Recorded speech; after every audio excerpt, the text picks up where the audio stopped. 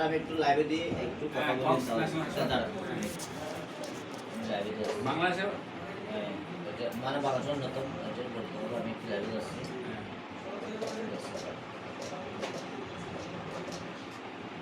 কথা বলেন। আর নাম কি ভাই? জিন্নাত আলী। সম্মানিত দর্শক বন্ধু আসসালামু আলাইকুম। আপনারা জানেন যে বাংলাদেশের সবচেয়ে লম্বা ব্যক্তি মোহাম্মদ জিন্নাত আলী, ওনার বাড়ির নাম রামু। হ্যাঁ, আমার কক্সবাজারের একদম নিকটতম প্রতিবেশী, এই জন্য আমরা গর্বিত। হ্যাঁ, ওনার অনেক সমস্যা।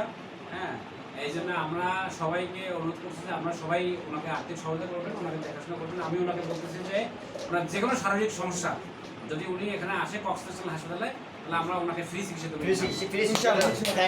ফ্রি চিকিৎসা এবং মেডিসিন সব যতটুকু সম্ভব আমরা যতটুকু সম্ভব হয়। হ্যাঁ, আজকে উপস্থিত আমরা ওনাকে আর্থিকভাবে কিছু সহায়তা করলাম। আপনারা সবাই দোয়া করবেন ওনাকে যেন আল্লাহ বাংলাদেশের সুনামের জন্য যুগ যুগ পেছে রাখে। হ্যাঁ, আল্লাহ হাফেজ। একটু দাঁড়ান, হ্যাঁ, ঠিক আছে। আস্তে আস্তে থাকুন। এখানেও জিন্নাত আলী ভাইটা একদম তারাই তো আমার টিভির মতো হয়। এটা স্যার একটা বাংলাদেশের অনেক বড় সম্পদ, অনেক বড় সম্পদ এবং বাংলাদেশের পাশে রাখতে হবে। যতদিন টিকে সবার সহযোগিতা মিলে টিকে রাখতে হবে। এটা কিন্তু বাংলাদেশ সরকার থেকে কিন্তু আমরা এটা এগিয়ে যাই স্যার। বাংলাদেশ সরকার থেকে মানে আর্থিক সহযোগিতা চাই আর মাননীয় প্রধানমন্ত্রী শেখ হাসিনা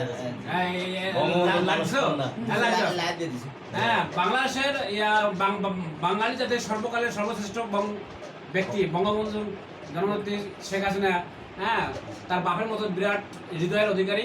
হ্যাঁ, উনি বাংলাদেশের মাদার অফ হিউম্যানিটি। আমি ওনাকে আপনাদের মাধ্যমে রিকোয়েস্ট করবো যে উনি যেন ওনার এই জিন্নাত আলী ভাইয়ের সার্বিক সহযোগিতা দায়িত্ব গ্রহণ করে। হ্যাঁ, ঠিক আছে, থ্যাংক ইউ। একটু চা নাস্তা খাও। কি খাবেন ভাই বলেন? ও এখন মাথা খারাপ গেছে তো মানে ডায়াবেটিস আছে তো একটু খাওয়া দাওয়া কম করতে। ঠিক আছে।